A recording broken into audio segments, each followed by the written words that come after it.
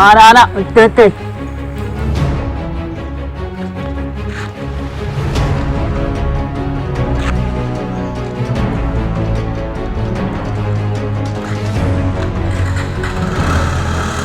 അതിരില്ലാത്ത ആഘോഷം, അളവില്ലാത്ത ആനന്ദം.